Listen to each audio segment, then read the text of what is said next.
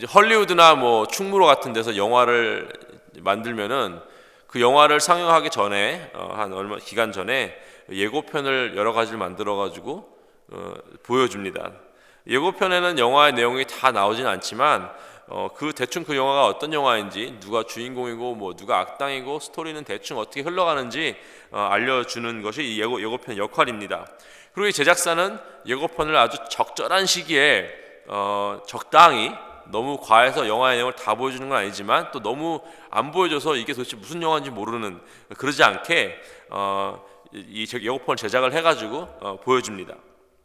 이 구약 성경은 이 성경 전체의 주인공인 예수 그리스도의 예고편이라고 볼 수가 있습니다. 그리고 특별히 성막은 신약에서 이제 본격적으로 펼쳐질 하나님의 이 구원의 역사를 맛보기로 보여주는 역할을 하게 됩니다. 이제 우리는 예수 그리스도를 이제 다 이미 알기 때문에, 예수 그리스도가 오신 후에 우리는 살고 있기 때문에 지금은 이제 한마디로 예고편을 돌려보는 거죠. 그때 그 예고편에 이런 식으로 하나님께서 예수님을 보여주셨구나라고 우리가 알 수 있습니다. 그래서 오늘 말씀에 나오는 5가지 이 성막의 물품, 이 성물에 대해서 의미를 함께 배우면서 우리에게 하나님께서 어떤 것을 보여주셨고 우리의 삶에 어떻게 적용되는지 배워보는 시간을 갖기 원합니다. 이 5가지 성물인 언약궤, 속죄소, 상, 등잔대, 그리고 분향제단을 이렇게 함께 보시면서 또 은혜 나누시는 이 새벽이 되길 주님의 이름으로 축복하고 기도합니다. 첫 번째는 언약궤입니다. 1절 보시면은 이 부살렐이 조각목으로 궤를 만들었다라고 나옵니다. 부살렐은 하나님께서 지명하여 부르신 마스터 크래프트맨, 그러니까 손재주가 뛰어난 사람이었는데 그에게 지혜와 지식과 능력을 주심으로 하나님께서 원하시는 대로 모든 일을 해낼 수 있게 해주셨습니다. 그리고 부살렐은 하나님께서 25장에서 명령하신 그대로 이 궤를 만드는 장면이 오늘 본문에 나오게 됩니다. 일단은 이제 조각목이라는 나무로 궤를 만들었는데, 이 조각목은 이제 아카시아 나무라고도 알려져 있지만 우리가 아는 한국에서 그 이쁜 꽃이 나는 그 아카시아 나무는 아니고요. 이름이 비슷한 나무긴 한데 또 이제 시띠나무라고도 불려집니다. 시띠나무는 아마 성경을 읽으시면서 들어보신 적이 있으실 것입니다. 이 나무는요, 사막에서 자라는 나무인데 이 더운 그리고 메마른 그 기후에서 잘 자라기 위해서 뿌리가 아주 깊은 나무라고 알고 있습니다. 근데 이제 이 나무는 백향목 같이 이렇게 길게 뻗어가지고 막 30-40m를 자라는 그런 나무가 아니라 낮게 자라고 구불구불하게 자라고 이렇게 펼쳐지는 그런 형태로 되어 있는 나무입니다. 그래서 이 나무를 사용해서 뭔가 이렇게 큰 구조물을 만들 수 있는 그런 나무는 아니었고요. 그냥 가지나 이런 밑둥을 쳐가지고 낮은 천막 같은데 사용하는 기둥으로 사용하는 그런 나무였습니다. 근데 이 시띠나무를 손질해가지고 궤를 만들었습니다. 언약궤죠. 언약궤를 만들어서 그것을 순금으로 다 싸고 또 금태를 만들어서 둘렀습니다. 나무에 금 칠한다는 것 자체가 사실 조금 이제 의아한 내용인데요. 아무리 이제 시띠나무가 더운 건조한 기후에서 자란 나무라 이제 부패되지가 않는다, 잘 부패되지가 않는다라고 나오지만 어쨌든 이제 굉장히 이제 유한한 이런 나무를 그리고 그 중요한 언약궤를 만드는 데 있어서 이런 나무를 가지고 그냥 다 금으로 만들면 되는데 속에는 나무고 겉에는 이제 금으로 발라놓았다는 사실 자체가 좀 이해가 되진 않습니다. 하지만 이 언약궤의 상징적인 의미를 우리가 이해를 한다면은 하나님께서 의도한 디자인을, 그 의도를 알게 됩니다. 왜냐하면 이 언약궤는 하나님의 임재라는 의미가 있습니다. 이 언약궤 안에는요, 히브리서 9장 4절에 나온 것처럼 금 항아리가 있고 그 금 항아리 안에 만나가 들어 있습니다. 그리고 또 아론의 그 쌍난 지팡이가 들어 있고요. 그리고 또 십계명에 적힌 돌판 2개가 들어 있습니다. 하나님의 이 말씀이, 하나님의 귀한 말씀이, 언약의 말씀이 들어 있는 이 돌판과 또 하나님의 권위와 능력을 상징하는 아론의 지팡이와 또 예수 그리스도를 상징하는 만나가 그 안에 담겨 있습니다. 여러분, 그걸 본다면은 이 언약궤는요, 주님의 백성을 상징하고 있고요, 저와 여러분을 상징하고 있는 것을 알고 있습니다. 우리 안에 성령님으로 내재하시는 예수 그리스도께서 이 구원을 약속의 말씀으로 통해서 우리에게 주시고 또 우리의 삶을 하나님의 주권과 능력으로 통치하십니다. 하지만 거룩한 이 성령님을 모셔야 되는 우리는 이 시띠나무와 같이 구불구불하고 썩어 없어질 불안정한 모습입니다. 이 백향목 같은 많은 곳에 사용되는 다용도적인 그런 나무로 만든 것이 아니라 용도가 다양하지 않고 때로는 별로 쓸모가 없는 것 같은 이런 시띠나무로 이 우리의 모습을 표현하신 것입니다. 거룩한 하나님이 계신 하지만 굉장히 아이러니한 상태죠.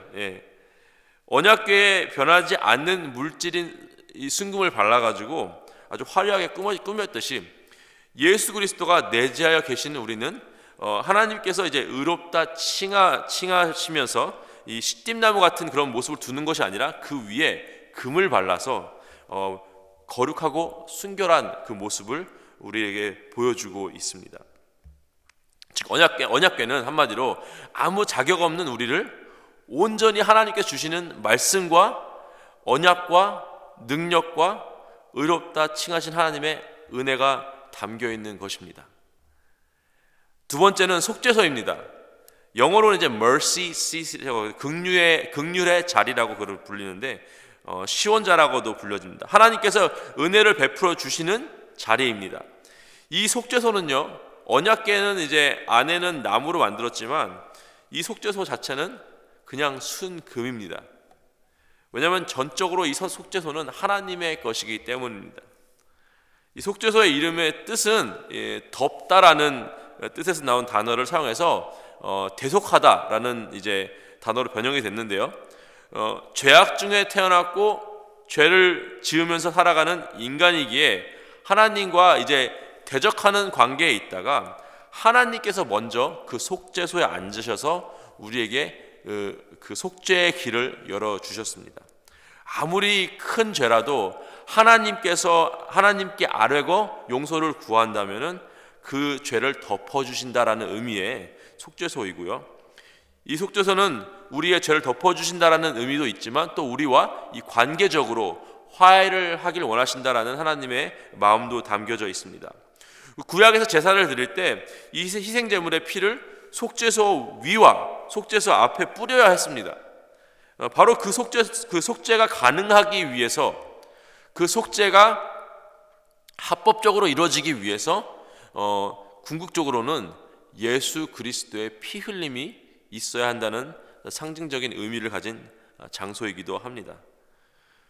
그래서 우리는 어쩌면 이 속죄소를 그냥 아주 금으로 휘황찬란하게 만들어진 자리구나, 의자라구나 이렇게 감흥 없이 바라볼 수 있지만 생각해 보십시오. 하나님께서 이 속죄소를 디자인하시고 이 속죄소가 어떻게 사용될 거라고 말씀하실 때 이미 하나님의 마음속에는 내가 사랑하는 내 아들 예수를 이 땅 가운데 보내서 십자가에 피 흘려 죽게 해야겠다라는 하나님의 의지가 이미 그 구약 시대에 담겨져 있음을 우리가 알 수 있습니다. 하나님께서 이미 계획하신 자기 아들을 죽이신다는 그 죽이심을 통해서, 피 흘리심을 통해서 우리를 구원하신다는 하나님의 그 의도와 계획이 그 속죄소에 담겨져 있음을 우리가 알 수 있습니다. 세 번째는 상입니다. 이게 테이블이에요, 테이블.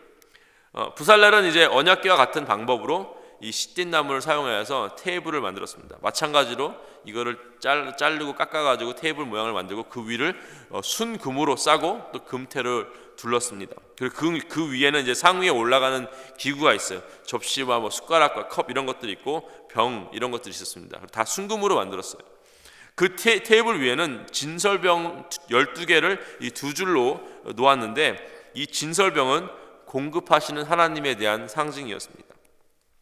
이 광야 생활 가운데 하나님께서 하루라도 한 끼라도 함께 하시지 않으셨다면 누군가는 굶어 죽고 누군가는 열사병이나 과로로 죽었을 텐데 그 모든 위험에서 보호를 해 주시고 또 그 모든 필요를 채우시는 분이 여호와 하나님이시라는 걸 상징하는 그런 것들을 올려놓는 테이블이었습니다. 요즘 세상 가면 갈수록 세상이 더 광야 같다고 느껴집니다. 그냥 제 삶 자체가 힘든 것이 아니라 이 세상 자체가 그리스도인들이 더불어 살아가기에는 점점 더 어려워지는 이 세상이 돼버렸습니다. 좀 이질감이 생기고 가치관이 너무나 이제 차이가 나가지고 오히려 이때 광야에서 이스라엘 백성을 쉽게 구분할 수 있었듯이 이 세상 가운데 살아가면서 그리스도인들이 어떤 사람이구나라는 것을 훨씬 더 쉽게 구분할 수 있게 됐습니다. 그리고 이 광야 같은 세상 가운데 매일매일 나에게 필요한 영적, 육적 양식을 공급해 주시는 분이 하나님이심을 우리가 믿어야 됩니다. 그리고 그런 주님을 전적으로 신뢰해야 됩니다. 그렇다면 오늘 이 새벽에 이 자리에 나오신 것 정말 잘하신 일입니다. 늘 주님 앞에 나오셔서 이 삶의 고백으로 하나님만이 나의 삶의 공급자라고 인정하시는 저와 여러분 되시기를 주님의 이름으로 축복하고 기도합니다. 네 번째는 등잔대가 나옵니다. 등잔대는요, 순금으로 만들었습니다. 중간에 등잔대가 하나가 이렇게 있고, 길게 있고 옆으로 이렇게 세 가지 가닥이 이렇게 뻗은, 아마 그림으로 보신 적이 있을 것입니다. 그냥 총 7개의 등잔이 올려지는 그런 등잔대인데요. 이 등잔대는 하나님으로부터 오는 참 빛을 상징하는 그 등잔을 올려놓는 도구로 사용됐습니다. 그 참 빛은 이 세상에 참 빛으로 오신, 그렇죠? 참 빛으로 오신 요한복음 1장에 나온 예수 그리스도를 상징하는 것이죠. 그리고 그 등잔을 밝히기 위해서 사용되는 감람유, 또 올리브유라고 하는데 요리할 때 요즘 요리할 때 쓰죠. 근데 그 당시에는 굉장히 귀한 기름이었습니다. 그 감람유를 그 등잔에 올려서 불을 밝히는데요. 그 감람유는 성령 하나님을 상징하기도 합니다. 성도가 세상에서 예수 그리스도의 참된 빛을 발하려면은 우리의 능력과 힘으로 되는 것이 아니라 하나님께서 주신, 성령 하나님께서 주신 능력으로만 가능합니다. 이번 사랑나눔 축제도 마찬가지입니다. 행사를 통해서 사람들이 교회에 나올 수 있습니다. 하지만 그 사람들을 변하게 하고 구원해 주시는 것은 성령 하나님의 능력임을 우리가 믿습니다. 제가 우리 아이들, 중고등부 아이들에게 이렇게 초대장을 만들어서 줬어요. 그래서 가서 친구들 하나씩 데려오라고.